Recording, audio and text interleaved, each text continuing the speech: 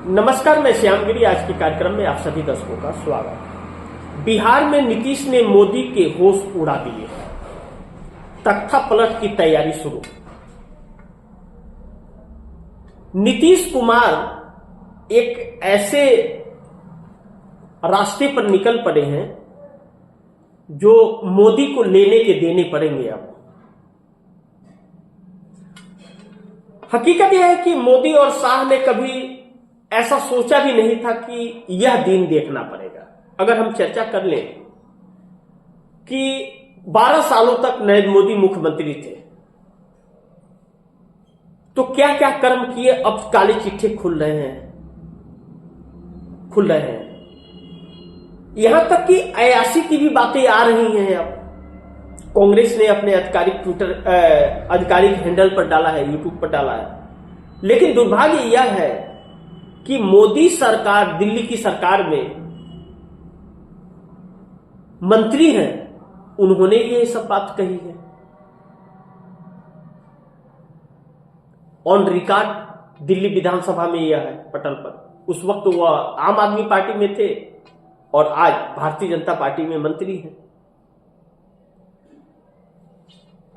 यह मोदी की छवि को और खराब करता है क्योंकि आरोप बहुत गहरे हैं, जवाब नहीं है। दूसरी तरफ अमित शाह का संतुलन बिगड़ रहा है। संतुलन बिगड़ तो मोदी का भी रहा है,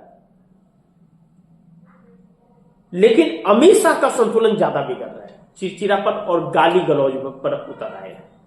गाली गलौज मोदी भी देते हैं, क्या क्या नहीं कहते, मुजरा कहते हैं, क्या क्या नहीं कहते हैं। लेकिन अब बात वहीं तक नहीं सीमित है। बात तख्ता पलट की तैयारी शुरू हो रही है। बात यहां आकर के अटक गई है। जिस तख्त को, जिस सरकार को, जिस गद्दी को बचाने के लिए शुरू से ही नरेंद्र मोदी बहुत सजगता बरतते थे, मोदी शाह की अड़ियल रवैये ने उसको हिला करके रख दिया है।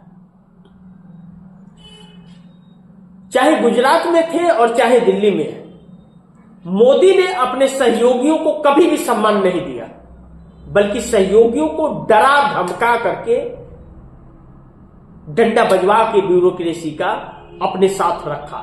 यानी कि सहयोगी मजबूरी में थे।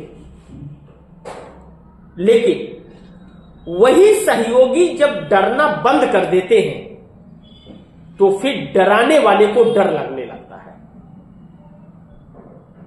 जो व्यक्ति डरा रहा है और जो व्यक्ति डर रहा है, डरने वाला व्यक्ति जब डरना बंद कर देता है तो डराने वाले व्यक्ति को डर लगने लगता है कि अरे ये क्या हुआ, हमारा तो असर इसके ऊपर अब पड़ ही नहीं रहा है। तो एक दिन यह जरूर हो जाता है।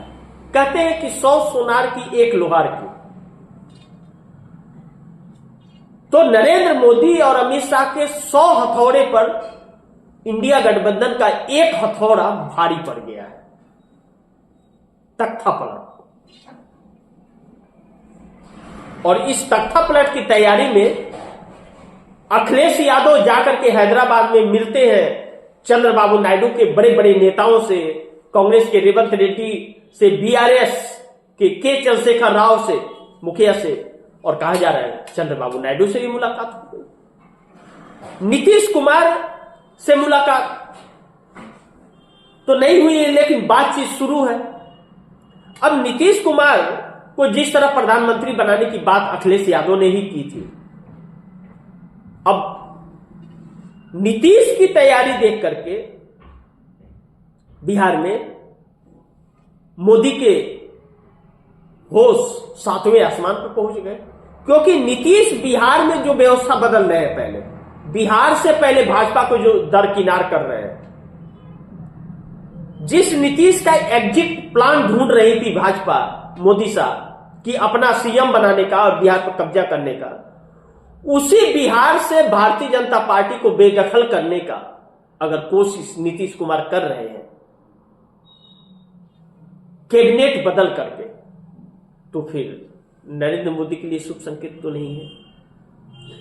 अब Nitish Kumar single largest party बनकर के जो तख्तोताज वहां कायम करेंगे और नीतीश कुमार जल्द अपने बेटे निशांत कुमार को राजनीति में एंट्री करा करके सीएम का चेहरा घोषित करके सीएम की कुर्सी पर बैठा करके और फिर राजनीतिक संन्यास लेना चाहते हैं। भारतीय जनता पार्टी के हवाले करके नहीं, क्योंकि भारतीय जनता पार्टी तो निशांत कुमार को कभी भी निकाल करके फेंक देगी, तोड़ताड़ कर लेगी, लेकिन नीतीश कुमार के साथ यह नहीं कर पाएगी। यह नीतीश कुमार जानते हैं और भाजपा भी जानती है। इसीलिए अभी भी निशांत कुमार सीएम बन जाए, डिप्टी सीएम बन जाए, भाजपा तैयार हो जाएगी, लेकिन नीतीश जानते हैं कि उनके राजनीति संन्यास लेते ही भारतीय जनता पार्टी अपना काली नजर उस कुर्सी पर डाल देगी और काली नजर के तहत ही उनको सीएम स्वीकार करेगी। तो इससे अच्छा भाजपा को ही साइड कर दो और सिंगल लार्जेस्ट पार्टी बनकर के सरकार बनाओ विपक्ष के साथ। विपक्ष चूंकि मेजोरिटी में नहीं है, विपक्ष पर बहुत सीटें नहीं है, तो वह कुछ भी चूचाच नहीं करेगा, वह कंफर्टेबल सरकार चलने देगा। 5 साल पूरी सरकार भी चल जाएगी, रुकावट भी नहीं आएगी और बेटे को 2 साल पहले या 3 साल पहले सीएम बना दो और पार्टी की कमान सौंप दो, तो सीएम का सपना भी पूरा हो जाएगा, एंट्री भी ग्रैंड हो जाएगी और सत्ता भी पूरी हो जाएगी। उसके कार्यकाल को भी लोग युवा देख लेंगे, तो चुनाव लड़ने के लिए उसके पास एक आधार और एक्सपीरियंस हो जाएगा।